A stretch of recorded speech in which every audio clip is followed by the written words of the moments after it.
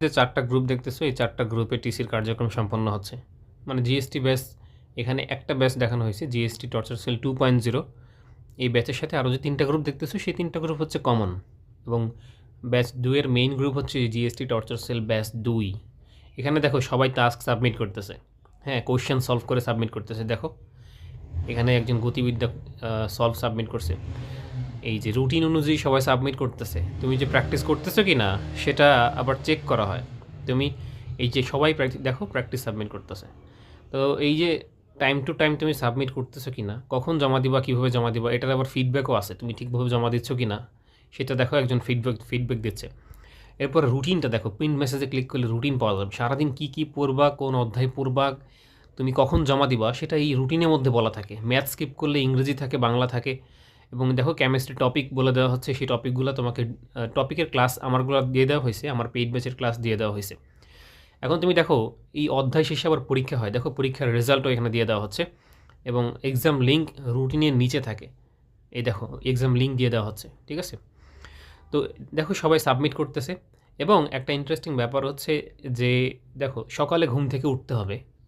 দেখো সকাল 6টায় কাজ 1, দেখো সকাল 6টায় নোটিশ গ্রুপে দেওয়া টাস্কগুলো খাতায় লিখে সাবমিট করতে হবে। নোটিশ গ্রুপে সকাল 6টায় একটা টাস্ক দেওয়া হয়। দেখো নোটিশ গ্রুপে সকাল 7টায় একটা টাস্ক দেওয়া হয়েছে। এই যে 4টা প্রশ্ন, এই 4টা প্রশ্নের সলভ করতে হবে 6টা থেকে 7টা 30 এই সময়ের মধ্যে গ্রুপে সলভ করে জমা দিতে হবে। এবং তুমি দেখো দুপুরে এবং রাতে আরেকটা সাবমিশন থাকে, কাজ 2 এবং কাজ 3। এই দুইটা হচ্ছে দুপুরে এবং রাতে সাবমিশন। আর ওই যে সকাল 6টা থেকে 7টা 30-এর মধ্যে কিন্তু একটা কাজ থাকে, তোমাকে সকালে ঘুম থেকে উঠতে হবে। এবং তুমি সকালে ঘুম থেকে উঠতেছো কি না, উঠে পড়াশোনা শুরু করছো কি না, সেটারও একটা চেকিং এখানে হয়ে যায়। এবং তুমি ঠিকভাবে সব কাজ করতেছো কি না সেটার জন্য লিস্ট করা হয়। দেখো লিস্টটা যদি দেখো তাহলে বুঝতে পারবা।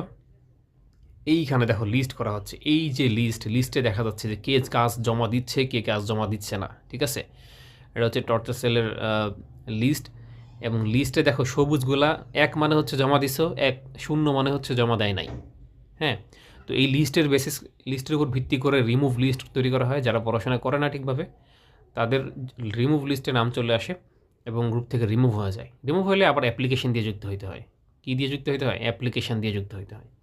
এবং এখানে কিউএনএ গ্রুপ দেখতেছো, কিউএনএ গ্রুপে ডিসকাশন, মেন্টরদের সাথে কথাবার্তা এবং কোশ্চেন নিয়ে ডিসকাস করা যায়। এবং ওপেন পিডিএফ গ্রুপ, এখানে হচ্ছে যে কোনো পিডিএফ তুমি হচ্ছে প্রয়োজন হলে এখানে মেসেজ দিয়ে বলতে পারো, কেউ না কেউ হেল্প করবে।